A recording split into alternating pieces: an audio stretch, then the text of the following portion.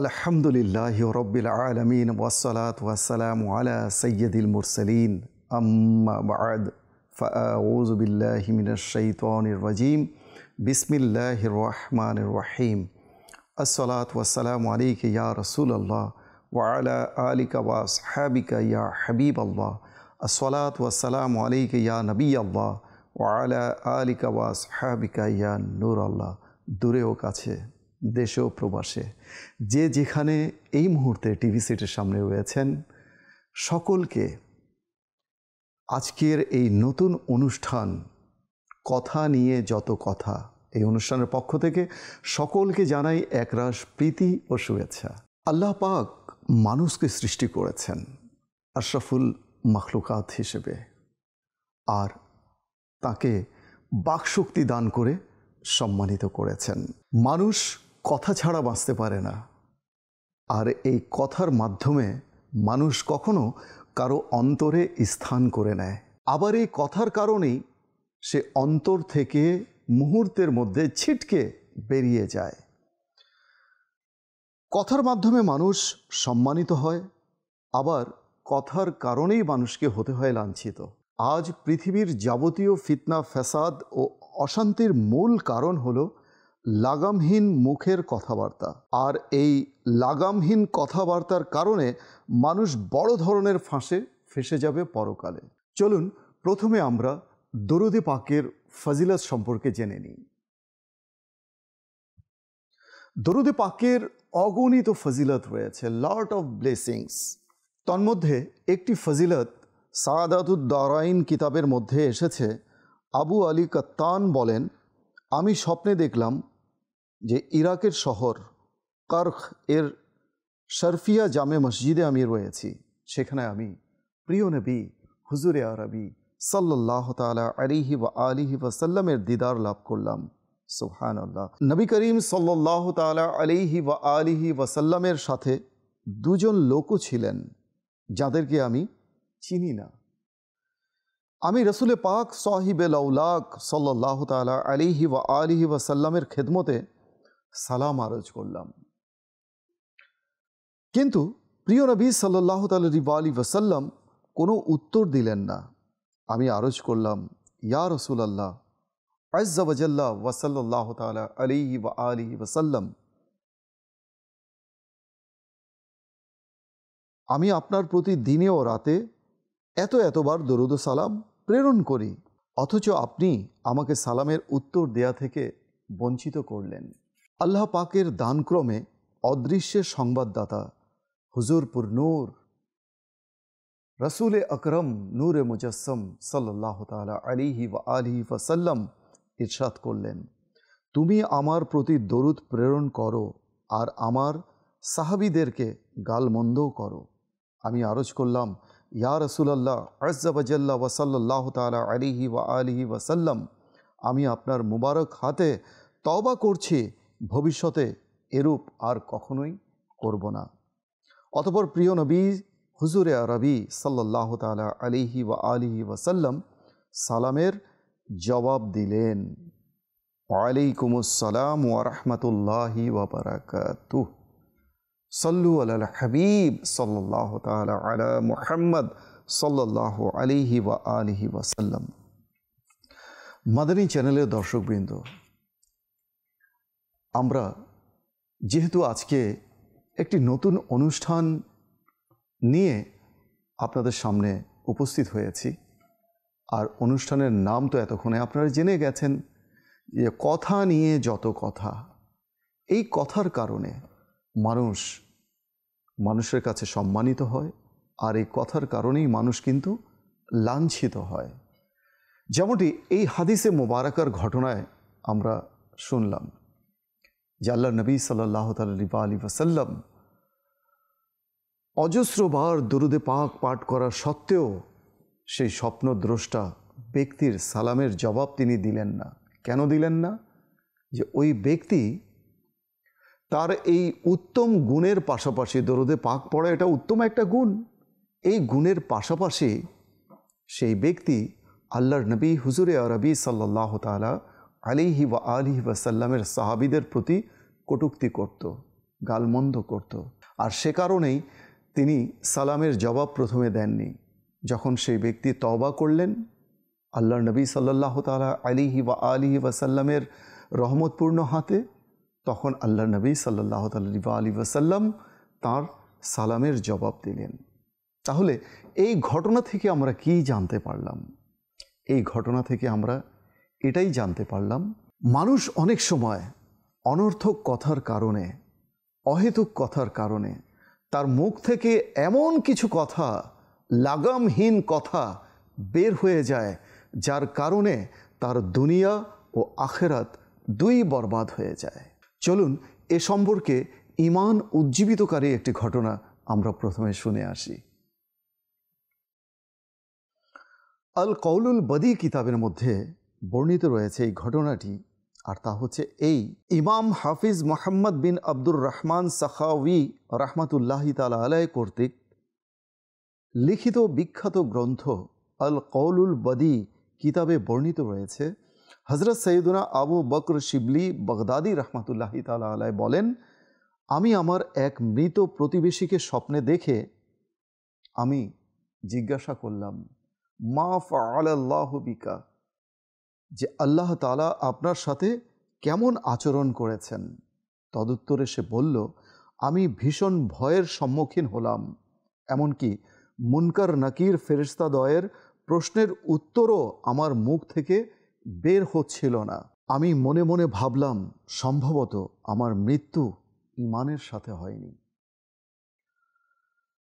এমন সময় অদৃশ্য থেকে আওয়াজ এলো, দুনিয়ায় জিহবার অপব্যবহারের কারণেই তোমাকে এই নির্মম শাস্তি দেয়া হচ্ছে। যখন আযাবের ফেরেশতা আমার দিকে এগিয়ে আসতে লাগলো, এমন সময় সুদর্শন অপূর্ব চেহারা বিশিষ্ট আতর গোলাপে সুরভিত এক বুজুর্গ আমার এবং শাস্তির মাঝখানে বাধা হয়ে দাঁড়ালেন এবং আমাকে মুনকার নাকিরের প্রশ্নের জবাব স্মরণ করিয়ে দিলেন। আমি তার শেখানো জবাবে মুনকার নাকিরের প্রশ্নের উত্তর দিলাম, আলহামদুলিল্লাহ আজ্জা ওয়াজাল, আমার কাছ থেকে আযাব দূরীভূত হয়ে গেল। আমি সেই বুজুর্গ ব্যক্তিকে জিজ্ঞাসা করলাম, আল্লাহ তাআলা আপনার প্রতি সদয় হন, আপনি কে? তদুত্তরে তিনি বললেন, তোমার অধিক হারে দরুদ শরীফ পাঠের বরকতেই আমি সৃষ্টি হয়েছি এবং তোমার প্রতিটি বিপদে আপদে সাহায্য করার জন্যই আমাকে নিয়োজিত করা হয়েছে। সুবহানাল্লাহ, সুবহানাল্লাহ। মাদানী চ্যানেলের দর্শকবৃন্দ, এই যে পরপর দুটি ঘটনা শুনলাম, এই ঘটনার মধ্যেও আমাদের জন্য অসংখ্য মাদানী ফুল রয়েছে, আর তা হচ্ছে এই: মানুষ অনর্থক কথা, অহেতুক কথা, অপ্রয়োজনীয় কথা থেকে বিরত থেকে মানুষ যদি আমলের মধ্যে মনোনিবেশ করে, বিশেষত নবী করিম সাল্লাল্লাহু তাআলা আলাইহি ওয়া আলিহি ওয়াসাল্লামের প্রতি যদি অধিক হারে দরুদে পাক পাঠের অভ্যস্ত হয়ে যায়, আনডাউটেডলি পরকালে সে নাজাত পাবে, নিঃসন্দেহে, কোনো সন্দেহ নেই, এতে লা রায়েব, কোনো সন্দেহ নেই। দরুদে পাক এমন এক মাহাত্ম্যপূর্ণ আমল। মাদানী চ্যানেলের দর্শকবৃন্দ, যেহেতু আজকের বিষয় হচ্ছে অনর্থক কথা থেকে বিরত থাকা, আর সে কারণেই আমরা যদি অনর্থক কথা থেকে বিরত থাকি, তাহলে আমরা আমলের প্রতি উদ্বুদ্ধ হব, আর যখন আমরা আমল করব তখন পরকালে আমরা নাজাত পাব। সুন্দরভাবে গুছিয়ে কথা বলা, বাচন ভঙ্গি, শব্দ চয়ন, বাক্য গঠন, শ্রুতি মধুরতা, মাধুর্য মিশিয়ে কথা বলা, এর মাঝে কোনো কৃতিত্ব নেই। কৃতিত্ব রয়েছে উত্তম রূপে এমন কথা বলা, যে কথা মানুষকে গুনাহ থেকে বাঁচিয়ে তাকে জান্নাতে প্রবেশ করায়। এমন কথা বলার মাঝেই কিন্তু কৃতিত্ব রয়েছে, কামালিয়াত রয়েছে। আমি সুন্দর করে কথা বলতে পারি, আমি গুছিয়ে কথা বলতে পারি, আমি মানুষের মন জয় করতে পারি কথার মাধ্যমে, এর মধ্যে কোনো কামালিয়াত নেই, কোনো কৃতিত্ব নেই। কৃতিত্ব হবে তখনই যখন এই কথা আমাকে গুনাহ থেকে বাঁচিয়ে আমাকে জান্নাতে প্রবেশ করাতে সক্ষম হবে। আর সেজন্য আমাদেরকে গুছিয়ে সুন্দর করে স্বল্প কথায় মনের মাধুরী মিশিয়ে বিনম্রতার সাথে কথা বলা শিখতে হবে, রপ্ত করতে হবে। কেন রপ্ত করতে হবে? আপনার আমার নিজের প্রয়োজনে। চলুন প্রথমে কথার প্রকার ভেদ সম্পর্কে আমরা জেনে নিই, যে কথা কত প্রকার, কথার যে ক্লাসিফিকেশন রয়েছে, কত প্রকার কথা মানুষ বলে থাকে, বলতে পারে। মিরআতুল মানাজিহ কিতাবের মধ্যে হুজ্জাতুল ইসলাম হযরত সৈয়দনা ইমাম গজ্জালী রহমতুল্লাহি তাআলা আলাইহি বলেন, সাধারণত আমাদের কথাবার্তা 4 ধরনের হয়ে থাকে। এক হচ্ছে কল্যাণকর কথা, 2 হচ্ছে অকল্যাণকর কথা, 3 হচ্ছে কল্যাণ ও অকল্যাণ মিশ্রিত কথা, 4 অনর্থক কথা। অর্থাৎ যে কথায় না দুনিয়ার কল্যাণ রয়েছে আর না আখিরাতের কল্যাণ রয়েছে। কল্যাণকর কথা আপনি অবশ্যই বলবেন, বলতে কোনো বাধা নেই, যার মধ্যে কল্যাণ রয়েছে, হোক সেটা দুনিয়ার কিংবা আখিরাতের। আপনার নিজের জন্য কল্যাণকর হোক কিংবা অপরের জন্য। কল্যাণকর কথা বলার মাঝে কোনো বিধিনিষেধ নেই, নেই কোনো নিষেধাজ্ঞা। কিন্তু যখনই আপনি কোনো অকল্যাণকর কথা বলতে যাবেন, তখনই নিজেকে একটু পজ দিন, একটু বিরতি নিন, যে আমি কি বলতে যাচ্ছি। Whatever I am going to say.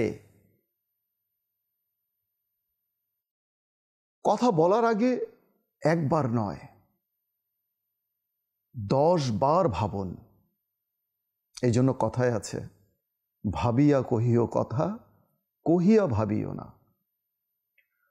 মানুষ কথা তো বলে, কিন্তু কথা বলার পরে অনেক সময় এমনও কিছু কথা মুখ থেকে বের হয়ে যায়, যার কারণে তাকে লজ্জিত হতে হয়, জনসম্মুখে তাকে অপমানিত হতে হয়।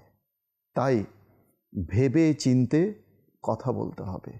এই তো গেল অকল্যাণকর কথার বিষয়।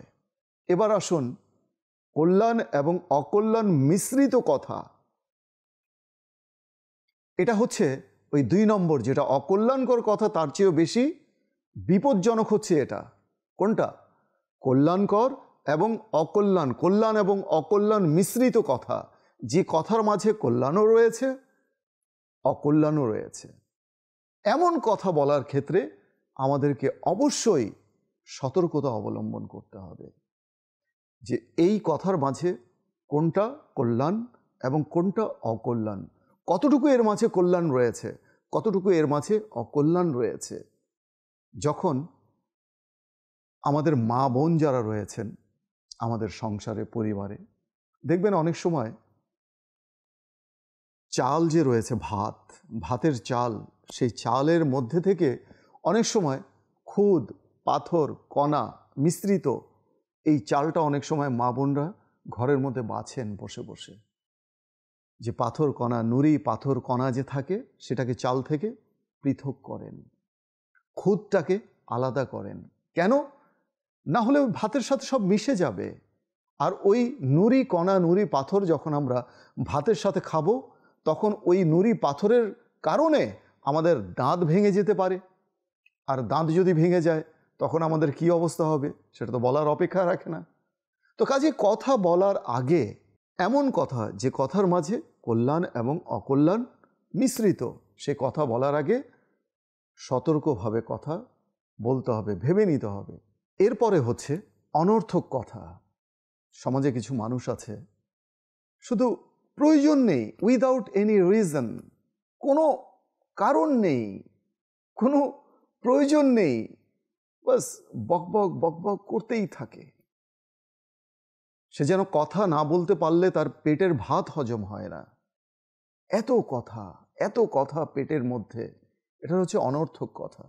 আর এই অনর্থক কথা কাল কিয়ামতের দিনে আপনাকে আমাকে ফাঁসিয়ে দেবে। কিভাবে ফাঁসাবে? কেননা এই অনর্থক কথার কারণে মানুষ যখন অনর্থক কথা বলতে অভ্যস্ত হয়ে যায়, তখন তাকে বলা হয় টকেটিভ, অর্থাৎ বাচাল। আর এই বাচাল মানুষ যারা রয়েছে, এদের কথা যখন এরা বলে, তখন এই কথার মধ্যে বিভিন্ন ধরনের বিষয় জড়িয়ে যায়। সেই বিষয়গুলো কি কি? এর মধ্যে মিথ্যাচার চলে আসে, কুফরি কালাম চলে আসে, এর মধ্যে গাল মন্দ চলে আসে, এর মাঝে পরনিন্দা চলে আসে, এর মাঝে চুগলখড়ি চলে আসে, অনেক বিষয় এই অনর্থক কথার মাঝে চলে আসে। আর এই অনর্থক কথা বলার কারণে মানুষকে লজ্জিত হতে হয়। কোথায়, কখন, কিভাবে, হোয়ার to talk, home to talk and how to talk, এই পলিসিটা যে জেনে যাবে, সফলতা তার পদচুম্বন করবে। সে সব জায়গায়, ইচ অ্যান্ড এভরি সেক্টরে হি উইল বি সাকসিড। সে কৃতকার্য হবেই। কখন, কোথায়, কিভাবে, কার সামনে, কোথায়, কিভাবে কথা বলবো। হাদিসে পাকে বর্ণিত রয়েছে, মা আয়েশা সিদ্দিকা রাদিয়াল্লাহু তাআলা আনহা তিনি বলেন যে নবী করিম রউফুর রহিম সাল্লাল্লাহু তাআলা আলাইহি ওয়া আলিহি ওয়াসাল্লাম ইরশাদ করেছেন যে তোমরা মানুষের পদমর্যাদা অনুযায়ী কথা বলো। মানুষের সাথে তাদের পদমর্যাদা অনুযায়ী কথা বলার নির্দেশ দিয়েছেন আল্লাহর নবী সাল্লাল্লাহু আলাইহি ওয়াসাল্লাম। এখন আমরা যখন কথা বলতে শুরু করি, শুধু কথা বলতেই থাকি, লাগামহীন কথা। আর এই কথা কোথায় পড়ছে, কোথায় যাচ্ছে, কোনো ঠিক নেই। কাজেই কথা বলার আগে 10 বার ভাবুন, একবার দুবার নয়, 10 বার, যে আমি কি কথা বলতে যাচ্ছি। হযরত সৈয়দনা ফারুক আজম ওমর ফারুক রাদিয়াল্লাহু তাআলা আনহু তিনি কি বলেন? তিনি বলেন যে চুপ থাকার কারণে আমি কখনো লজ্জিত হইনি। জীবনে চুপ থাকার কারণে আমি কখনো লজ্জিত হইনি, কিন্তু কথা বলার কারণে আমি অনেকবার লজ্জিত হয়েছি। তা কাজেই কথা বলার আগে সাবধান, একটু পজ দিন, ভাবুন যে আমি কি কথা বলতে যাচ্ছি, এর মধ্যে কি কল্যাণ রয়েছে, কার সামনে কথা বলছি। সে কি আমার কোনো গুরুজন, আমার বাবা, আমার শিক্ষক, আমার পীর, আমার মাশায়েখ যারা রয়েছেন, কিংবা ওলামায়ে কেরাম, তাদের সামনে কথা যেভাবে বলবেন, নিঃসন্দেহে আপনার সন্তানের সামনে আপনি সেভাবে বলবেন না। আবার সন্তানের সামনে আপনি যেভাবে কথা বলবেন, সেভাবে নিঃসন্দেহে কোনো গুরুজনের সামনে কথা বলবেন না। তো কাজেই কথা বলার আগে আমাদেরকে ভাবতে হবে। আর যদি না ভাবি, তাহলে দুনিয়াতেও আমরা ক্ষতিগ্রস্ত হব, আখিরাতেও আমরা ক্ষতিগ্রস্ত হব। আল্লাহ তাআলা আমাদেরকে কথা বলার আগে ভাবার তৌফিক দান করুন। মাদানী চ্যানেলের দর্শকবৃন্দ, সময় একেবারে শেষ হয়ে এসেছে। তো দেখা হবে পরবর্তী কোনো পর্বে নতুন কোনো বিষয় নিয়ে। সে পর্যন্ত ভালো থাকুন, সুস্থ থাকুন, আর দেখতে থাকুন মাদানী চ্যানেল বাংলা। সাল্লু আলাল হাবিব সাল্লাল্লাহু তাআলা আলা মুহাম্মদ সাল্লাল্লাহু আলাইহি ওয়া আলিহি ওয়াসাল্লাম।